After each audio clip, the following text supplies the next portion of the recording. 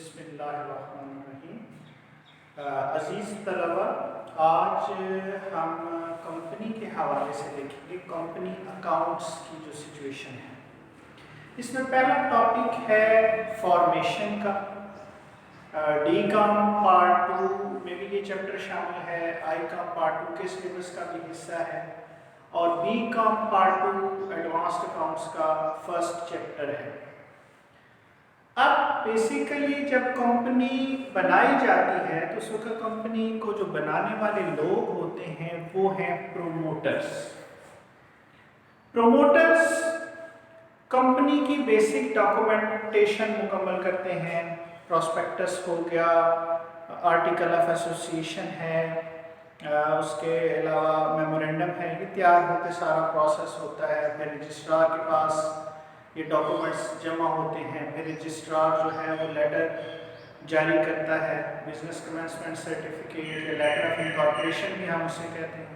اس کے بعد کمپنی جو ہے وہ وجود میں آ جاتی ہے۔ اس کے بعد کمپنی نے شیئر ایشو کرنے ہوتے ہیں۔ تو ہمارا بیسک ٹاپک یہ ہے کہ کمپنی کس طرح سے شیئر ایشو کرتی ہے۔ بیسیکلی کمپنی جو شیئر ایشو کرتی ہے وہ 5 ڈفرینٹ پارٹیز ہیں، جن میں پروموٹرز، ڈائریکٹرز، اس کے بعد آپ کے پاس آ جاتے ہیں انڈر رائٹرز اور وینڈرز۔ نمبر لاسٹ پہ جو ہے وہ 5 جنرل پبلک آپ کی آ جاتی ہے۔ اب ایک چیز ذرا سمجھنی ہے کہ یہ جو 4 پارٹیز ہیں یہ کمپنی سے آلریڈی انٹیکٹ ہوتے ہیں۔ پروموٹرز انہوں نے کمپنی بنائی ہوتی ہے، ڈائریکٹرز یہ کمپنی کو چلا رہے ہوتے ہیں، انڈر رائٹرز کے ساتھ ایگریمنٹ سائن ہوتا ہے کہ وہ کمپنی کے شیئرز جو ہیں وہ فروخت کرنے میں مدد کرتے ہیں اور اپنا کمیشن لیتے ہیں، اور وینڈرز جنہوں نے کمپنی کو کوئی بھی ایسٹ کریڈٹ بیسس پہ دیا ہوا ہے۔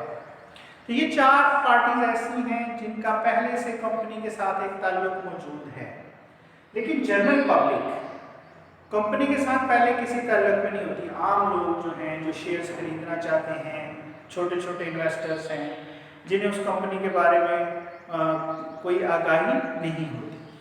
تو ایک چیز ذہن میں رکھنی ہے کہ ان 4 پارٹیز کو ہم براہ راست شیئرز ایشو کر سکتے ہیں، لیکن جنرل پبلک کو ہم براہ راست شیئر ایشو نہیں کر سکتے ہیں۔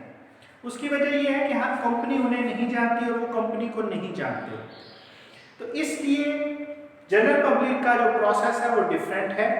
پہلے ہم ان 4 پارٹیز کو دیکھتے ہیں۔ جب پروموٹرز کو ہم نے شیئر ایشو کرنے ہوں گے تو ہماری جنرل انٹری پاس ہو جائے گی، preliminary expenses to share capital account. جب ڈائریکٹرز اور انڈر رائٹرز دونوں کے لیے سیم انٹری ہے، جب انہیں شیئر کمپنی الاٹ کرے گی تو bank account to share capital account. اس کے بعد وینڈر جن سے کوئی بھی ایسٹ، یہ ایسٹ خریدا ہے، لینڈ ہو سکتی ہے، بلڈنگ ہو سکتی ہے، مشینری ہو سکتی ہے، فرنیچر ہو سکتا ہے، تو کوئی بھی جو ایسٹ خریدا ہے، ایسٹس ٹو وینڈر۔ وینڈر وہ پارٹی ہے جس سے آپ نے یہ ایسٹ خریدا ہے، اس کو آپ نے پیمنٹ کرنی ہے، اور پھر وینڈر ٹو شیئر کیپٹل، تو پیمنٹ بجائے ہم انہیں کیش میں کرنے کے، ہم اس کے بدلے میں ہم انہیں شیئر ایشو کر سکتے ہیں۔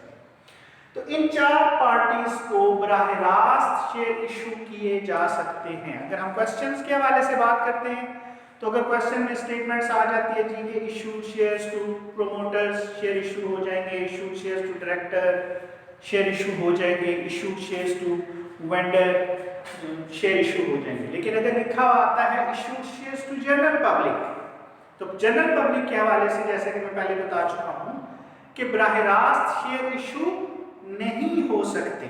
اس کی بنیادی وجہ یہ ہے کہ کمپنی کو جو ہے وہ جنرل پبلک نہیں جانتی، اور جنرل پبلک کے بارے میں انفارمیشن کمپنی کے پاس موجود نہیں ہے۔ کمپنی کا پراپر ریکارڈ مینٹین ہوتا ہے کہ شیئر کس شخص کو جو ہے وہ ایشو کیے گئے ہیں یا الاٹ کیے گئے ہیں۔ تو ان سے پہلے اپلیکیشنز لی جاتی ہیں۔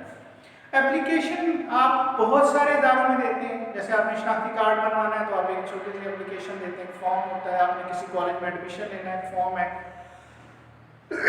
تو بیسک एप्लीकेशन में आपकी इंफॉर्मेशन ही होती है, आपका नाम क्या है, फादर नेम क्या है, आप कहाँ के रहने वाले हैं, आपका आईडी कार्ड नंबर क्या है, सोर्स ऑफ इनकम क्या है, तो ये इंफॉर्मेशन ही कंपनी को एक्चुअली चाहिए होती है। तो आप उनसे जितने शेयर्स उन्होंने खरीदने हैं उसके पैसे ले लेते हैं, वो आपके बैंक अकाउंट में आ जाते हैं कंपनी के, और ये एप्लीकेशंस के थ्रू आते हैं। फिर इन एप्लीकेशंस को प्रोसेस करने के बाद, वेरिफिकेशन करने के बाद उन्हें शेयर्स अलॉट किए जाते हैं। तो जब हम शेयर्स अलॉट करते हैं तो फिर हम दूसरी जर्नल एंट्री पास करते हैं, share application account to share capital account. इस एप्लीकेशन प्रोसेस के दौरान ये होता है कि बाज़ औक़ात होता है कि हमें जितनी एप्लीकेशन, जितने शेयर्स हमें इशू करने हैं उससे कम एप्लीकेशनें भी आ सकती हैं और ज़्यादा भी आ सकती हैं।